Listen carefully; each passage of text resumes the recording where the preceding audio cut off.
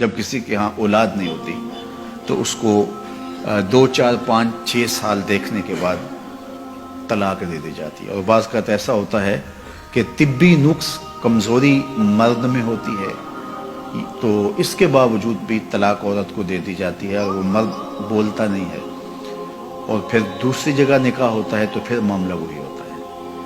تو عورت بھی اس بات کی اجازت نہیں دیتی کہ اگر اولاد نہیں ہے تو میرا شوہر دوسری شادی کر لے، کیونکہ اولاد کے حصول کی تڑپ یہ مرد کے عورت کے دل میں بڑی کثرت کے ساتھ پائی جاتی ہے۔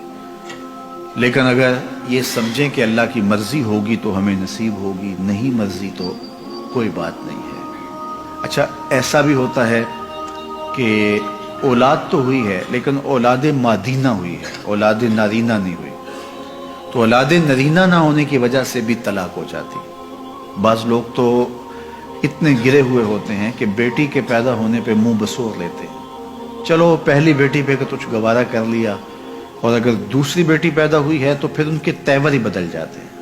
اور مجھے بتاؤ کہ عورت کے لیے یہ کتنی دردناک بات ہوتی ہے کہ ولادت کے لمحے زچہ بچہ دونوں کے لیے موت و حیات کے لمحے ہوتے ہیں، اور اس کے بعد عورت جو ہے وہ محبت کی طلبگار ہوتی ہے، وہ محبت اس کے احساس تکلیف کو مٹا دیتی ہے، اور مزید رویوں کی تلخی اب کس قدر اس کو توڑتی ہے اور وہ کس طرح جو ہے وہ ٹوٹ پھوٹ کا شکار ہو جاتی ہے۔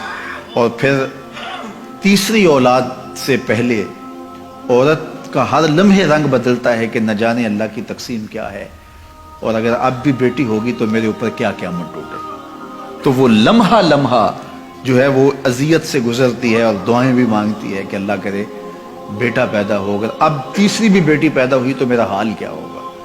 اور اگر اس کے کانوں تک یہ خبر پہنچتی ہے کہ بیٹی ہوئی ہے تو پھر تو وہ کسی سے آنکھیں نہیں ملا سکتی، اور پھر جو دوسری بیٹے پر اتنا تلخ رویہ رکھے ہوئے تھے اب ان کا رویہ کتنا تلخ ہوگا اور کتنا کڑوا ہوگا، اور کن نفرتوں کا اس خاتون کو جو ہے وہ شکار ہونا پڑے گا۔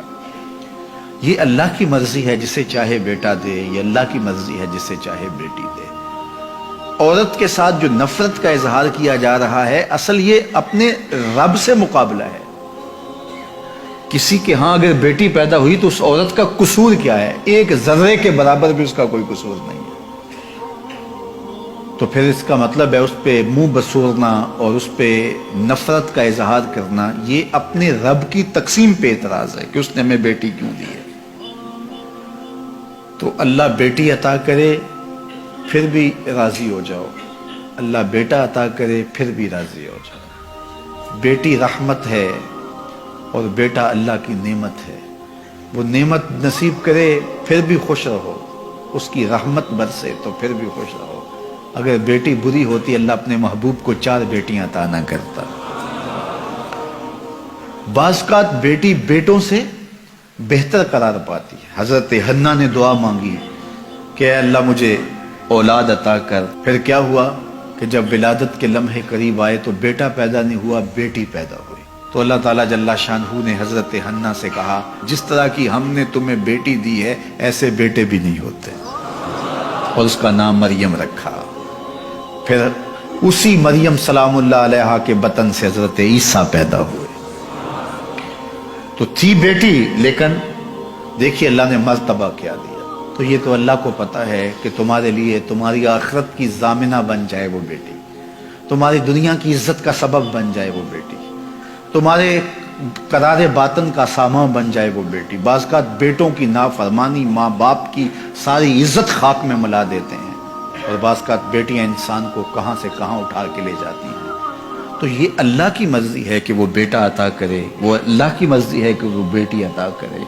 بیٹے کی آرزو ہر شخص کے سینے میں موجود ہے، لہٰذا اللہ سے دعا کرے کہ اللہ مجھے جو ہے وہ ذریت صالحہ عطا کر، مجھے بیٹا عطا کر دے۔ نصیب ہو اچھی بات ہے، اور اگر اللہ کو منظور نہیں تو اللہ کو پتہ ہے کہ کیا دینا ہے اسے۔ ہم نے تو اپنی معلومات، اپنی چاہت، اپنے جذبے اور اپنی خواہش کے مطابق مانگا، اور ہمیں کیا عطا کرنا ہے یہ اللہ جانتا ہے۔ تو اس نے بیٹی عطا کی یا اس نے بیٹا عطا کیا یہ اس کی مرضی ہے، لیکن بیٹیوں کے مسلسل ہونے کی